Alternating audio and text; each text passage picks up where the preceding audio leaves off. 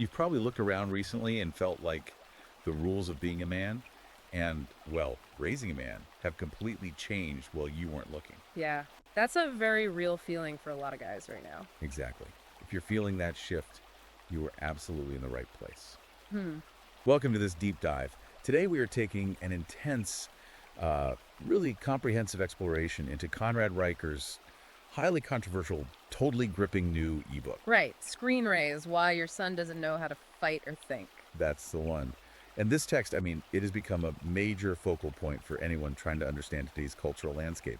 We're going to uncover some shocking statistics and the hidden histories Riker presents. The history of how modern institutions operate. Yes, specifically before they were, as the author describes it, captured by feminist and Marxist ideologies. This is a lot of ground to cover. It really is. Now, before we get started, please remember to like and subscribe to this deep dive so we can keep bringing you these thorough explorations.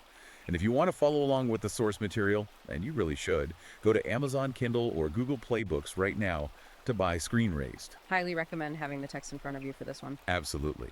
And make sure you follow the author at Conrad Reicher on Substack for his daily, unfiltered content. Okay, let's unpack this. Our mission today is to map out Reicher's massive argument detailing how society, family courts, and schools have been fundamentally re-engineered. And we are going to look really closely at the data he uses to back up these claims, because it is a massive undertaking. The sheer scale of Reicher's argument touches on, almost every aspect of modern life. Yeah. But we do need to establish some ground rules before we get into the weeds here. We are here to impartially break down the author's claims and the source material provided. We are not taking sides or endorsing these political viewpoints. Right, we're your guides. Exactly, acting as your guides to understanding the exact arguments, the historical timelines, and the underlying data Reicher presents in his book. So let's start with Reicher's core premise. It is unapologetically direct. He says boys are not biologically broken. That's the thesis right there. Yeah, rather, he argues that the modern world, from the specific algorithms coding their social media feeds to the physical architecture of the classrooms they sit in, all of it has been systematically engineered to pathologize natural male behavior. He contends that what the medical establishment calls disorders today. Right, like we'll get into ADHD and all that later. Exactly. He says those are often just normal masculine traits that have been criminalized by a culture demanding quiet compliance. That reframing really is the foundation for everything else in the book. Right. And it sets us up perfectly for the first major pillar of his text. The legal landscape? Right, the legal erasure of fathers, and what Reicher controversially terms the gynocracy. That's a heavy word. It is. He argues that modern feminism didn't just, subtly change the cultural tone of the country. He claims it completely rewrote the legal framework of the family. He defines this gynocracy as a system of female rule without corresponding responsibility. And he doesn't just throw that word out there for shock value. No, he doesn't. He builds a very specific historical timeline to explain exactly how we got here. He traces the history of this fracture directly back to California's 1969 no-fault divorce law. Okay, so to understand why Reicher views this as a cataclysmic shift, we have to look at what divorce was before 1969.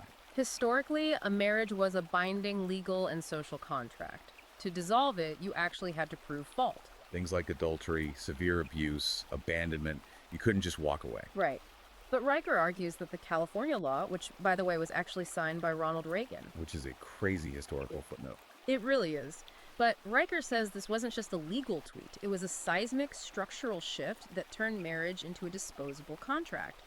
Suddenly, one spouse could dissolve a family without any proof of wrongdoing. They just had to cite irreconcilable differences. Exactly. And Reicher's argument is that this allowed for a scenario where men could lose their children, their homes, and half their retirement simply because a spouse woke up, as he puts it, bored. I mean, let me jump in here and play as devil's advocate, or at least ask the question I think a lot of people reading this section would immediately ask. Go for it. Is Reicher claiming that the 1969 no-fault divorce law was designed specifically as a weapon against men?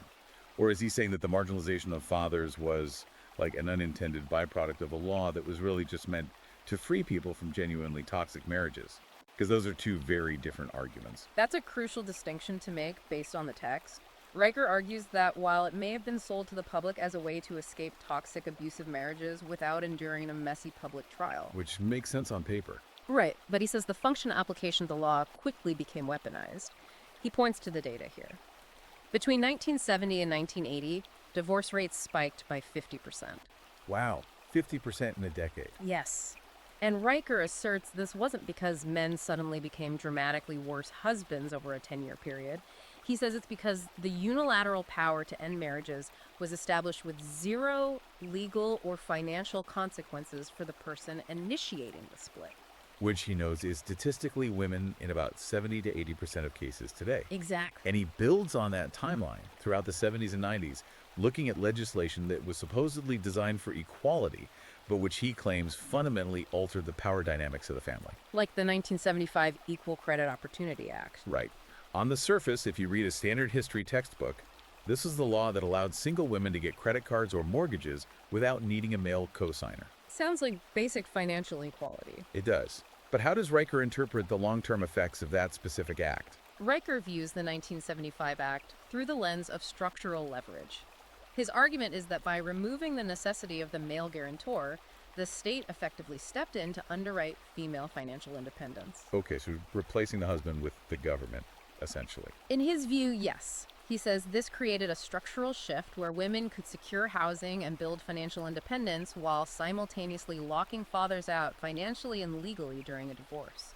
And he pairs this with his critique of the 1993 Family and Medical Leave Act, the FMLA. Right. The FMLA gave workers up to 12 weeks of unpaid, job-protected leave for family or medical reasons. Correct.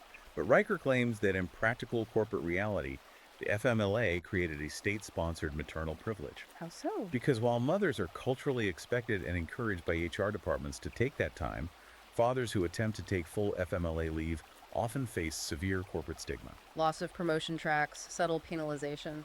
Exactly. Riker argues this essentially cemented the mother as the default primary caregiver in the eyes of the state and the corporate world.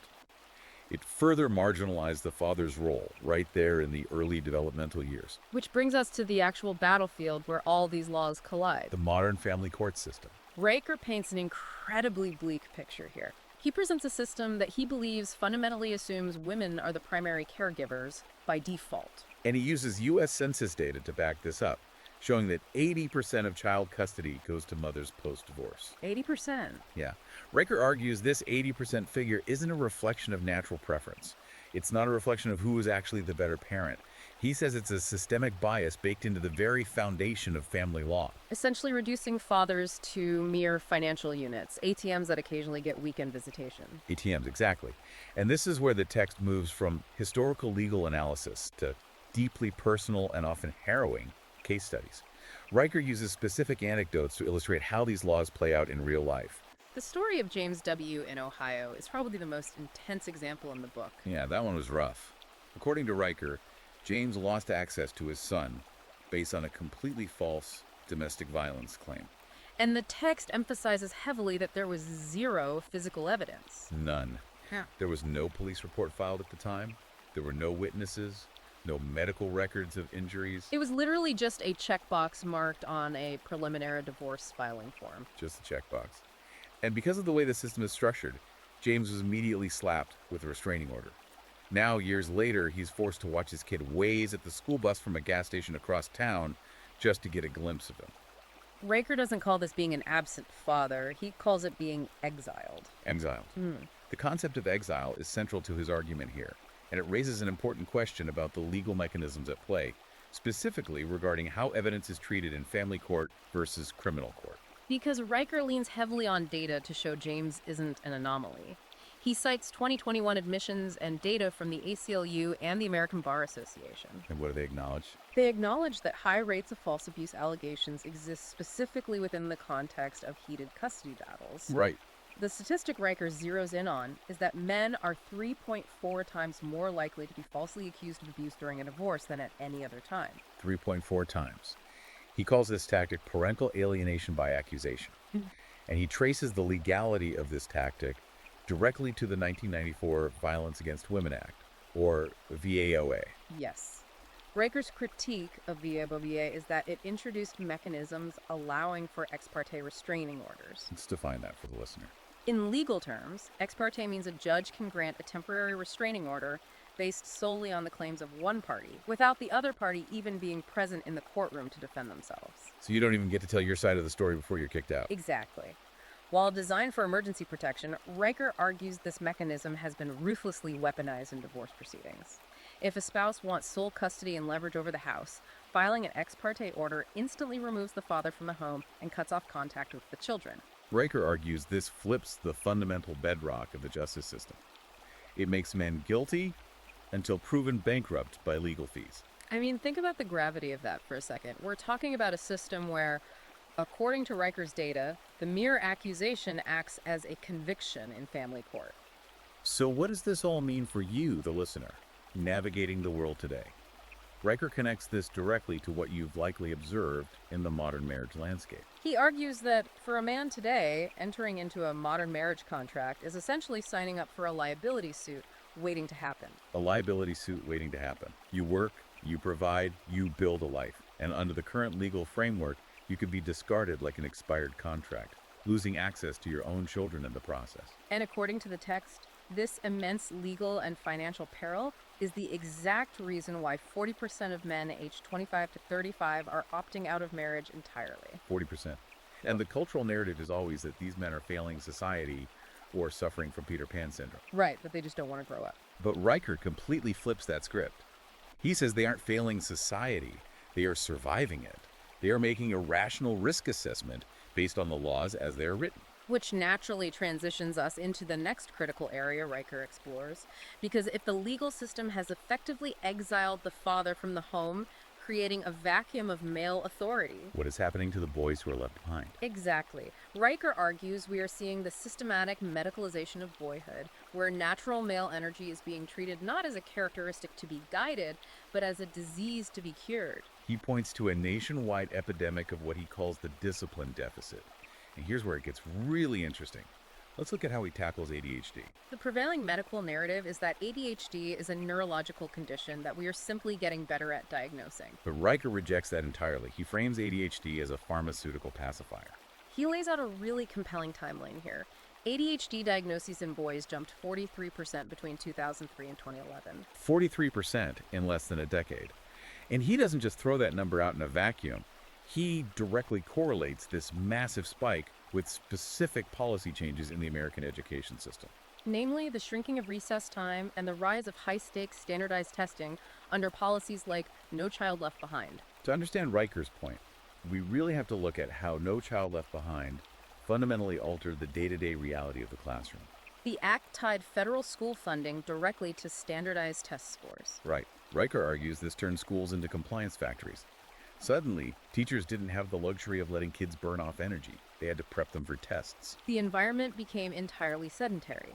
Rather than adapting the school environment to suit the energetic, kinetic nature of young boys, Riker argues the system decided to medicalize the child. And he pulls back the curtain on how these diagnoses actually happen. I think a lot of people assume an ADHD diagnosis involves, brain scans or intensive psychological testing. But Riker cites a massive 2022 Johns Hopkins review of over 400 pediatric ADHD cases. And what did they find? 60% of those cases involved absolutely zero neurological testing. No brain scans, no blood tests, no comprehensive psychological workups. None of it. The Johns Hopkins review highlighted that the majority of these diagnoses were made during standard 15-minute pediatric visits. 15 minutes to diagnose a lifelong neurological condition. Right. The primary diagnostic tool wasn't a medical test, it was behavioral checklists.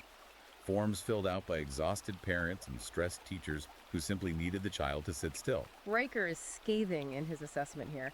He argues this isn't healthcare, it is bureaucratic triage. It's a system designed to manage classroom logistics, not to optimize child development. And to prove his point, he contrasts the American system heavily with Finland. In the Finnish education system, recess is practically a sacred right. Kids get roughly 90 more minutes of unstructured outdoor playtime daily compared to American students. They take a 15-minute outdoor break for every 45 minutes of instruction. And the results speak for themselves. Their ADHD rates are a staggering 10 times lower than in the US. 10 times lower. And despite spending less time sitting at desks, their test scores in math and science consistently rank higher globally. Riker's point is crystal clear. Letting boys be boys, letting them move, breathe, and test their physical limits actually solves the supposed disorder. In America, we lock our boys in hard plastic chairs for 7 hours a day, remove their physical outlets, and then drug them when they inevitably squirm. And Riker doesn't stop with ADHD. He extends this critique into even more controversial territory with what he calls the autism industrial complex. He offers a highly critical look at the financial incentives driving modern special education. Specifically, he points to federal IDEA funds. Let's pause for a second because he drops that acronym in the book. What exactly are IDEA funds and how do they work in this context? Well, IDEA stands for the Individuals with Disabilities Education Act. It's a federal law that requires schools to provide special education services. And it comes with massive federal block grants. Riker notes this funding pool is around $17 billion a year. $17 billion.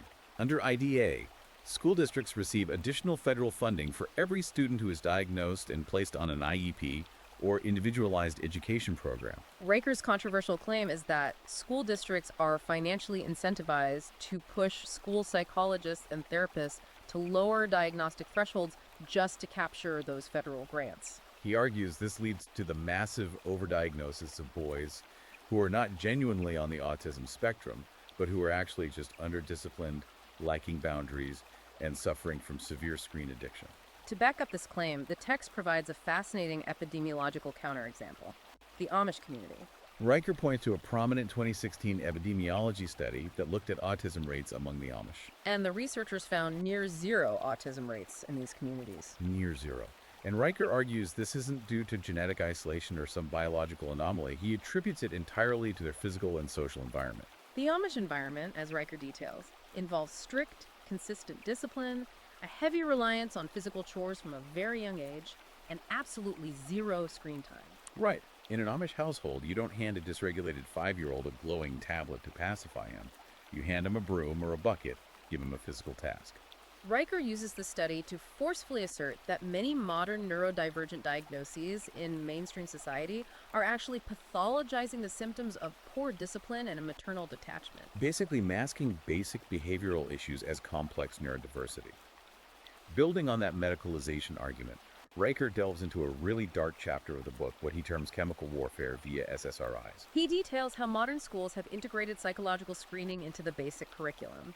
He specifically calls out the use of forms like the PHQ-9. For context, the PHQ-9 is the Patient Health Questionnaire, a standard 9-question screening tool for depression. It asks things like how often a person feels down, depressed, or hopeless, or if they have little interest or pleasure in doing things. Right, but Riker's issue is how these forms are applied to young boys.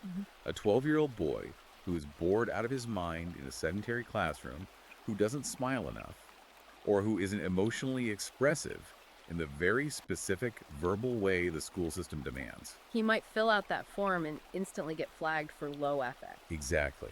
From there, he is put on a track that often ends with a prescription for SSRIs, like sertraline. Riker argues that the application of these drugs to developing male brains causes what he calls zombie compliance. Zombie compliance. SSRIs are designed to flatten out emotional extremes. But Riker argues that in doing so, they also blunt the natural aggression, the drive for risk-taking, and the inherent dominance behaviors that are biologically essential for male development and future leadership. He cites pharmacological research suggesting that while these drugs make boys significantly easier to manage in a crowded classroom, they severely compromise the very traits necessary to lead, compete, or defend their families later in life. It's a deeply unsettling picture of the modern classroom. It really is. And it leads perfectly into Riker's next major theme. Because it's not just the curriculum or the medicine that's changing, it's the actual physical environment. Right, Riker calls this the great indoor confinement, and he pairs it with his critique of the woke mind virus in schools. The physical world has literally been sterilized for boys through this obsessive culture of safetyism. Riker presents some truly startling evidence regarding the death of rough play and outdoor autonomy. He points to sociological data showing that free, unstructured outdoor play has plummeted by an astonishing 96% since 1985. 96%. The text argues that we have created a society that now fears scraped knees more than broken minds.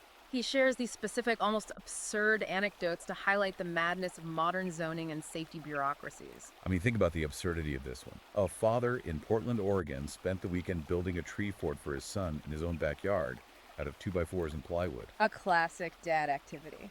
Exactly. But the city sent an inspector, fined the father $1,200, and forced him to tear it down, labeling a standard childhood tree fort a public hazard. Or the fact that 61% of U.S. cities have municipal ordinances on the books that allow health inspectors to shut down a kid's lemonade stand for lacking commercial health and safety permits. It's insane. And within the schools themselves, tag and dodgeball games that have been staples of childhood for a century are now outright banned in 44% of elementary schools. When we look at the psychological implications of these bans, Riker emphasizes the severe biological and developmental costs. He cites a wealth of developmental psychology and neuroscience studies showing that rough and tumble play isn't just kids blowing off steam. It is biologically vital. Wrestling, play fighting, and testing physical limits are how the mammalian brain actually builds executive function, learns emotional regulation, and develops resilience. Exactly. Boys who wrestle learn how to take a hit without losing their temper. They learn where the line is between play and actual violence. They develop superior conflict de-escalation skills. Riker contrasts the heavily sterilized American approach with countries like Japan and Germany. In Japan, kindergarten fire drills often involve kids actively climbing ropes and jumping out of second-story windows into nets. And in Germany, local youth welfare offices actually encourage risky physical play, building playgrounds with high climbing structures and uneven terrain. In those countries, physical risk isn't eliminated. It is guided and encouraged. And the sociological result, according to Riker's data, is significantly better social cohesion, lower anxiety, and higher mental toughness among boys. But instead of that, here we get what Riker terms the feminization of education. Schools have become these sterile compliance factories. He tells a story that made national news. A first grader in Florida who was actually handcuffed by a school resource officer. For what? He didn't bring a weapon to school? No, he drew a picture of a gun with a crayon, handcuffed for a drawing. And there's another case of a 12-year-old in Oregon who was suspended because he built a Lego spaceship. And the teacher noticed the spaceship had little gray blocks acting as laser cannons. Which violated the school's zero-tolerance policy against objects simulating violence. Riker uses these examples to argue that this zero-tolerance safety culture isn't actually about physical safety at all. It's about ideological indoctrination. He claims what many refer to as the woke mind virus is actively replacing actual education and physical development. He points to systemic changes in physical education, where games like Red Rover, which inherently promote physical competition, strength, and team strategy, are being replaced by blindfolded trust walks that are designed to build dependency and emotional vulnerability. And then he gets into the curriculum itself, critiquing the rise of toxic masculinity workshops and strict gender-neutral language mandates that are being pushed down into middle and even elementary schools. Riker argues these programs actively punish boys for basic, biologically hardwired competitive instincts. They are forced to apologize for their natural male energy. The goal of the modern educational apparatus, according to Riker, is not to raise independent, capable men, but to raise compliant, docile subjects who look to authority figures for permission to act. So, if the schoolyard is no longer an outlet for this energy, Yeah. and if the legal system has marginalized fathers out of the home, where is all this restless, unguided male energy going? Riker argues it's being absorbed by a glowing rectangle. This leads us into the digital realm, or what Riker calls the screen nannies. We are looking at a total algorithmic hijack. This is a crucial pivot in the book. Riker makes a chilling claim that the complex algorithms governing platforms like YouTube Kids and TikTok have quite literally replaced fathers as the primary male mentors in society. To back this up, he dives into Stanford University research detailing how children exposed to algorithm-controlled content before the age of 8 are highly likely to develop deeply ingrained compulsive tech habits. And Riker explains the mechanics of why it's so addictive. He talks about variable reward schedules. For anyone unfamiliar, this is a concept derived from behavioral psychology, originally studied by B.F. Skinner using rats and pigeons. A variable reward schedule means you don't know when the reward is coming or how big it will be. It's the exact same psychological mechanism that powers casino slot machines. You pull the lever or swipe the screen, and maybe you get a dud, maybe you get a slight chuckle, or maybe you hit the dopamine jackpot with a viral, highly stimulating video. Precisely. And Riker quotes former tech engineers who openly admit that these digital systems are intentionally designed to hijack the dopamine pathways, particularly in the developing male prefrontal cortex. which is highly sensitive to visual stimuli and target acquisition. The statistics he provides to illustrate the fallout of this hijack are genuinely startling. According to the text, the average human attention span has now dropped to just 8 seconds. 8 seconds. The average American boy between the ages of 8 and 12 spends over 6 hours a day staring at screens. Think about that volume of time. Boys aren't out in the garage learning how to change a tire or in the woods learning how to navigate. No, they are being mentored by Mr. Beast, absorbing viral, dangerous TikTok challenges, and being fed by algorithms that intentionally push outrage-driven, hyper-stimulating content simply to keep their eyeballs locked on the screen. Riker bluntly states the tragedy of this reality. We have raised a YouTube generation that can effortlessly name 50 online influencers, but couldn't name 5 U.S. presidents if their lives depended on it. And this brings us to one of the most polarizing and heavily debated sections of the text, the motherhood shift. In our role as impartial guides, we need to unpack Riker's profound critique of what he calls frigid mothers and the broader shift toward career-centric parenting. Riker argues that modern feminism sold an entire generation of women a fundamental lie, the promise of having it all. The idea was that women could prioritize high-powered, demanding corporate careers while simultaneously and seamlessly managing a fulfilling family life. But according to the book, the reality of having it all has simply led to a massive, systemic outsourcing of child rearing. Because both parents are working 50-hour weeks to maintain a certain lifestyle, raising the children is outsourced to commercial daycares, underpaid nannies, and increasingly, iPads. He tells a striking story of a Silicon Valley CEO mom he interviewed. She proudly showed him her nursery setup, where her 3-year-old's primary caregiver and monitor is an incredibly advanced AI-powered baby monitor. It tracks the child's breathing, sleep cycles, and even plays algorithmic soothing sounds. Riker uses that anecdote to illustrate a profound psychological deficit he calls mother hunger. He claims that young boys in particular are suffering immensely from this arrangement. Biologically, they are starved of the constant physical maternal contact and the deep emotional attunement they evolved over millennia to need during their most formative years. Riker argues this systemic detachment leads directly to boys who grow up emotionally stunted, highly anxious, and fundamentally unable to form real, secure attachments. And the bitter irony, according to Riker, is that all of this happens while the broader culture throws parades to celebrate the mother as a corporate trailblazer. It's a heavy critique. But Riker doesn't just stay in the psychological or digital realm. He moves into the biological environment next, introducing perhaps the most shocking claim in the entire book. He transitions from behavioral manipulation to physical chemical manipulation. He calls it environmental sabotage and the hormone hijack. Yes, Riker argues that the feminization of men isn't just a cultural or psychological phenomenon. It is happening at a molecular level. He relies heavily on a major 2021 study published in the journal Environmental Science and Technology. This study analyzed municipal tap water systems across the United States and found detectable, consistent levels of birth control estrogen. Specifically, a synthetic hormone called ethinyl estradiol. And the scary part Riker highlights is that our modern water treatment infrastructure simply wasn't built for this. Standard municipal water treatment involves flocculation, settling, sand filtration, and chlorine disinfection. That works great for killing cholera or filtering out dirt. But endocrine disruptors like ethinyl estradiol are dissolved at the molecular level. Standard water treatment plants cannot filter them out, meaning millions of people are drinking low doses of synthetic estrogen every single day, and it is accumulating in the developing bodies of young boys. To demonstrate the biological impact of this kind of exposure, Riker looks at ecological studies. He cites a fascinating MIT experiment involving zebrafish.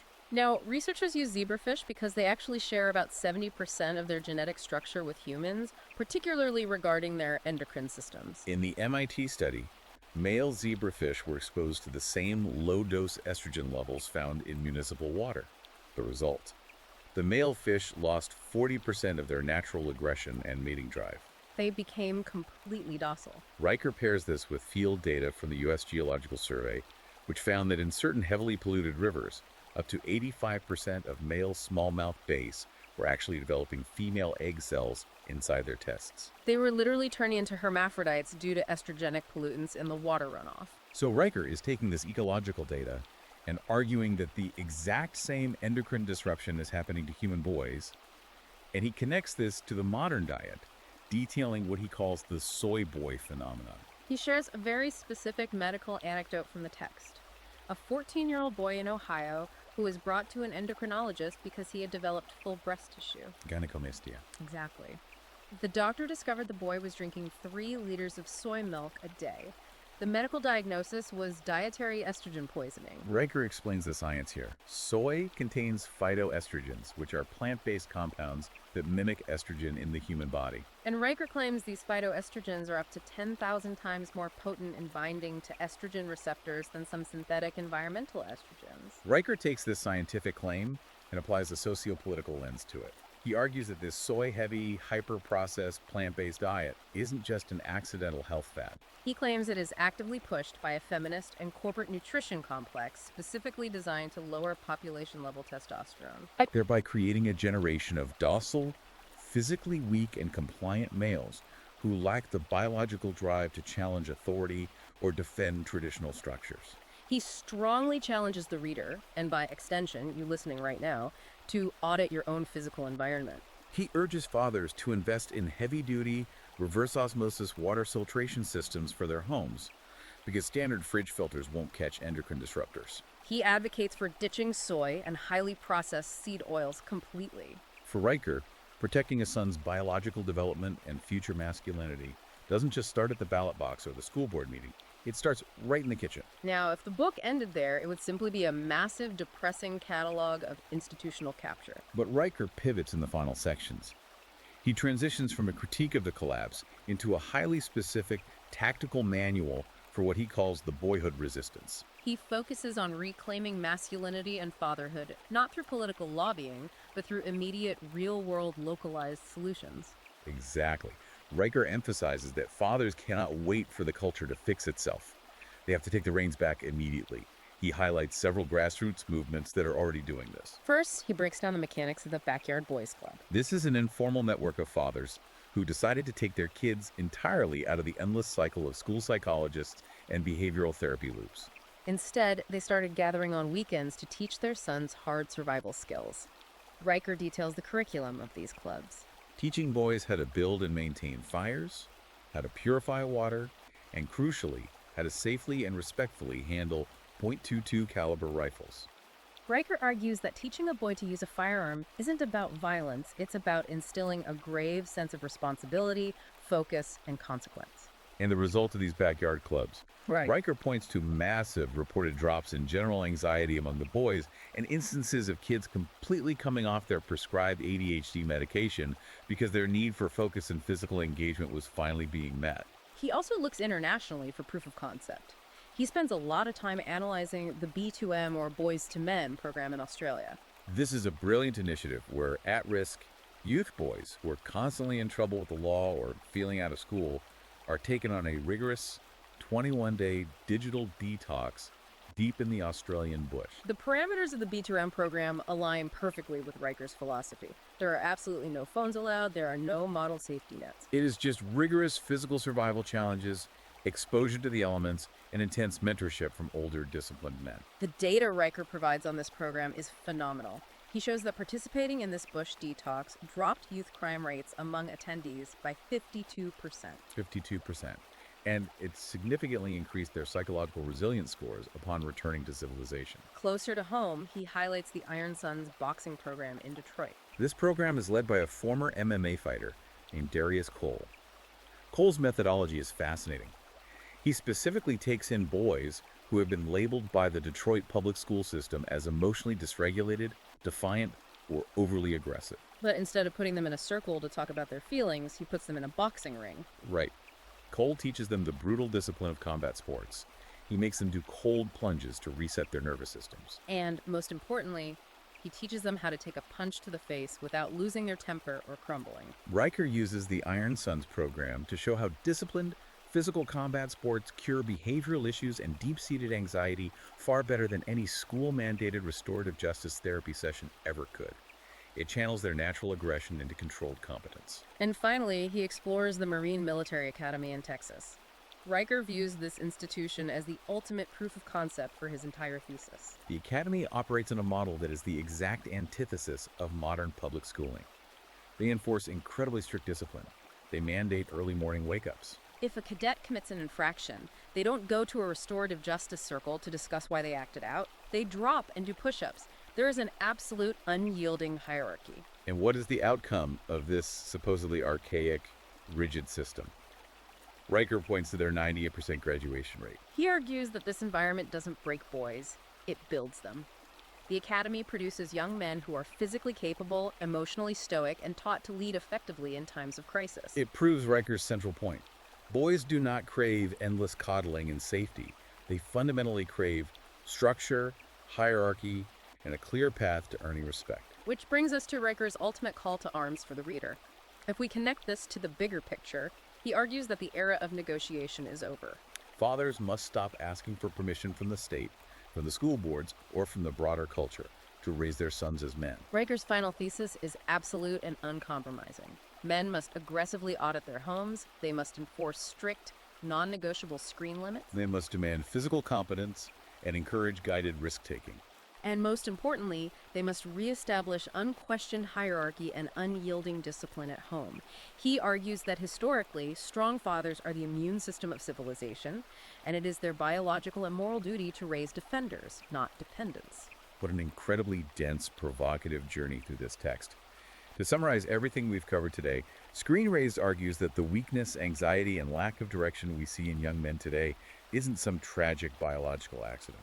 According to Riker, it is the direct, measurable result of a society functioning exactly as designed by modern ideological, feminist, and Marxist institutions. From family courts legally erasing dads, to public schools pathologizing natural boyish energy, to algorithms and environmental chemicals literally hijacking their neurological and physical development, Riker has laid out a comprehensive, terrifying map of the modern battlefield. But his core message is empowering. It is entirely up to fathers to take the reins back and rebuild traditional masculinity from the ground up. If what we've discussed today resonated with you, if you see these patterns in your own life or community, you really need to read the full text.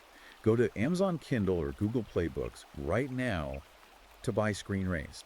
It is a vital manual for navigating this landscape. And make sure you follow at Conrad Riker at Substack to keep up with his ongoing research. And please remember to like and subscribe to this deep dive so we can continue bringing you these massive, in-depth breakdowns. As we wrap up this deep dive, I want to leave you with a lingering question. It's a thought that builds on Riker's text but pushes us to think even further into the future. Riker argues that when we suppress natural male dominance, aggression, and risk-taking, that energy doesn't just evaporate, it goes underground. It ferments into deep societal resentment, or it numbs itself through digital and pharmaceutical addiction. So ask yourself, if the institutions of society successfully legislate, medicate, and educate every last ounce of traditional physical masculinity out of the next generation, who exactly is going to be left to keep the lights on, maintain the infrastructure, and step up to fight when the real crises hit?